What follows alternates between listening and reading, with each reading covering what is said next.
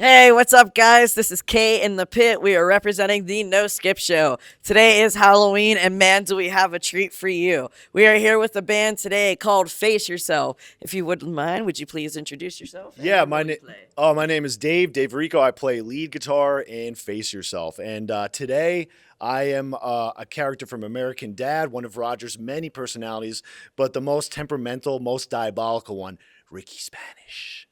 So there you go. Lucky for you, Roger is my absolute favorite. Yeah, oh, dude, He's so he good. is the best, and notoriously Klaus, I think, is the worst according to Reddit. So there you have it. So that's why Roger's the one to go. All right, now you have it. All right, so how is it to be in a band, like a heavy band with a female vocalist? Oh, dude, unreal, humbling. Just because, in particular, Yah has so much talent.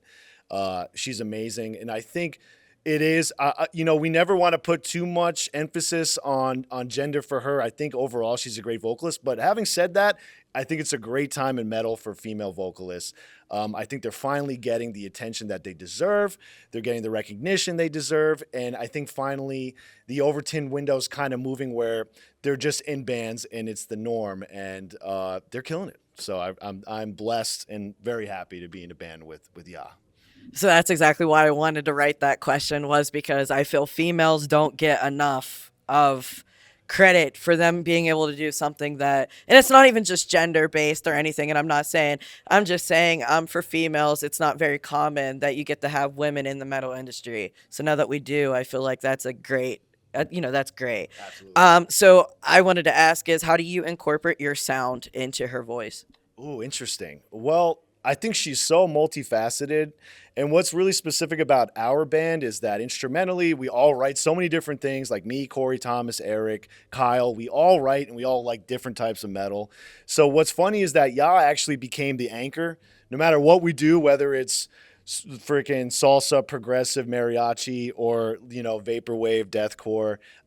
Yah's kind of the anchor that makes us Face Yourself. So that's what seems to be, I think, cool about writing music with Yah is that she's kind of like our center North Star, and we could just kind of doodle and do all kinds of shenanigans around it, and somehow still be a band.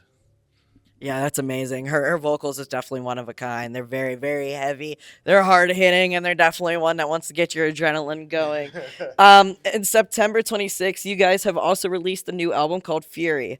Please tell us what went into the went into this heavy hitting album. Oh, I like it. We definitely hit it, and it is heavy.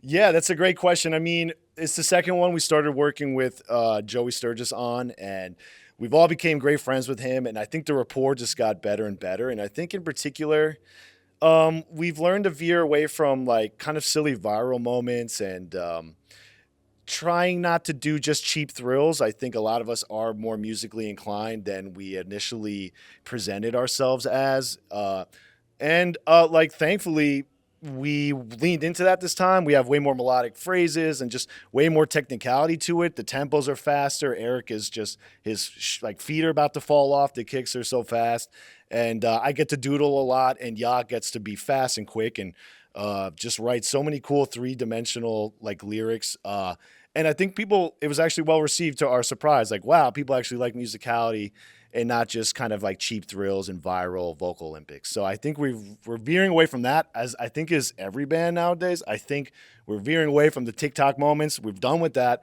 We want real music, and I think people are into that, judging by the reception of it. So that's kind of how it came about. Even though I'm dressed the way that I am, amen. He couldn't be any more better on the way he explained that, because I absolutely agree.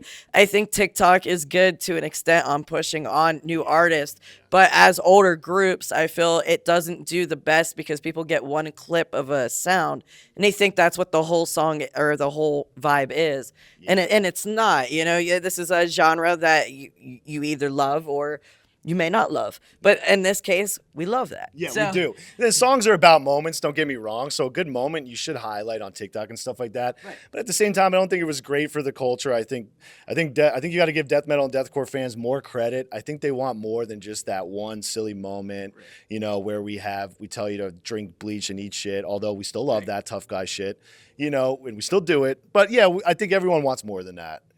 So All right. Now, what is a song that you personally love to play that you think is like, this is going to get a hell yeah? um, I think I think Wet Dreams is probably my favorite off of this new record, especially because like we wrote it so fast and we actually do a lot of infighting as far as like arguing about sounds and stuff, and it's hard for us to all really be satisfied. But that song in particular was like done in 24 hours. We were like. We all put our hand in it, and we were all like, "This is great," and it's just fun to play, and it actually challenged us a little bit. But at the same time, we have the still same old kind of dummy slam breakdowns, which we love, and we don't have to work as hard for those. So there's a little bit of both, and I think that's why I have the best time with that one. I love that. Is there any artist that you guys would love to eventually collab with in the future? Ooh, well, we've been saying this, and it's obvious, and we're obviously a little biased. We consider them our band in-laws, which is Crown Magnetar, and obviously Jan Dan, their power couple. We would just, I think we would crush it on a Crown Yourself tour, if you will. So them in particular, we'd love to do next. It'd be cool. Sweet, sweet. Now, the last big question I have for you guys is being on the road, we all know that it can get tiring, it can get exhausting, and sometimes you miss being home. But when you are touring and you see, and with you guys putting on such a heavy kick-ass show, and you see fans who know your songs and listen to your music and know word for word, how does that make you guys feel? Oh, dude, hit the nail on the head. That's how we survive. I mean, we're running on 4 hours of sleep, like a gram of caffeine. We're tired, like you said. We miss home. We get depressed at times because of that.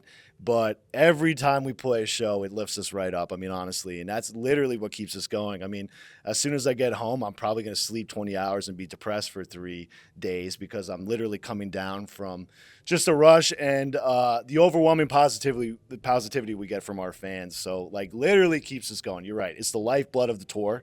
We couldn't literally survive, function without y'all. So, big thanks. Right. And with that, on an end note, I would love to say that these bands who tour and put so much energy in, and whether it's one person or millions of fans, they put everything they can into that show, and for that we thank you. Fuck yeah. So Thank you. the biggest thing is we want to let you guys know, cannot wait for this to come out. Happy Halloween, and you finish it off, my man. Take care. Come see Face Yourself. And don't forget, fuck you, Ricky Spanish.